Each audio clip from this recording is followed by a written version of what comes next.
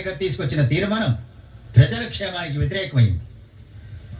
అన్ని కులాలు సమానం అంటున్న కాంగ్రెస్ ఆశయ సాధనకు విరుద్ధమైంది. అందుకని కులాల వారి కోటా పద్ధతి కావాలనే నాయకర్ తీర్మానాన్ని నేను నిరాకరిస్తున్నాను. కొంచెం అధ్యక్షుల వారి నిర్ణయాన్ని నేను ఒప్పుకోనండి. 50% కోటాను ఇవ్వడానికి ఒప్పుకుంటానని చెప్పి నన్ను వీళ్ళు కాంగ్రెస్ లోకి తీసుకొచ్చారు. నేను గత 3 మహానాడుల్లోనూ కులకోటా సమస్య గురించి మాట్లాడుతూనే వస్తున్నాను. వచ్చే మహానాడులో చూసుకుందాం అని మాటలతో మాయ చేస్తున్నా. ఒక్క విషయం చెప్తున్నా, జాగ్రత్తగా.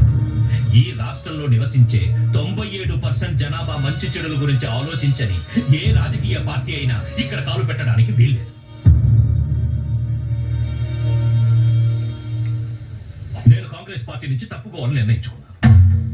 ఇక ముందు నా లక్ష్యం బ్రాహ్మణులు కాని వారికి, అంటరాని వారికి సమాజ సేవ చేయడం. నన్ను నా ప్రజల దగ్గరికి తీసుకెళ్లిన నా కాంగ్రెస్ మిత్రులందరికీ ధన్యవాదాలు. నాయకర్ వెళ్ళకండి, మనం మాట్లాడుకున్నాం. లేదు రాజాజీ, ఇది జరగదు.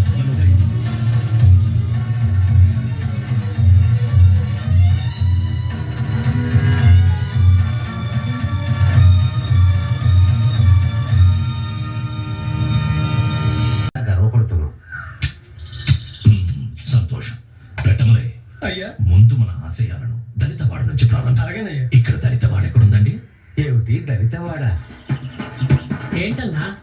బ్రాహ్మణుని ఎదిరించడానికి వచ్చాడు అనుకున్నాం గాని ఈయన పద్ధతి చూస్తుంటే శూద్రుడు దళితులు ఒక్కటిగా ఉండాలని చెప్పేలా ఉన్నాడే. అవునయ్యా, అందరూ ఒకటిగానే ఉండాలి. మీరిద్దరు మాత్రమే కాదు, మాల, మాదిగ, గౌడ్లు, యాదవులు, పద్మశాలీలు, పెరికిలు, ముదిరాజులు అందరూ ఒకటిగానే ఉండాలి. శాస్త్రంలో మనందరినీ శూద్రులు అని రాశారు.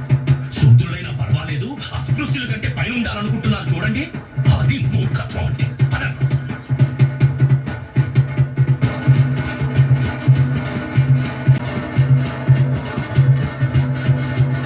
తప్పు కొట్టడం ఆపండి. అయ్యా, ఇది దేవుడిచ్చిన వృత్తి అండి. దేవుడిచ్చిన వృత్త.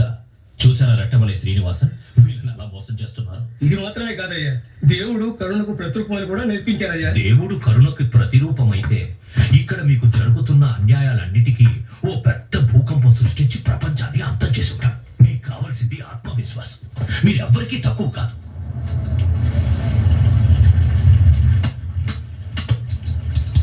కుల వృత్తి చేసే వాళ్ళందరూ ఆ పనులు అలాగే ఆపే.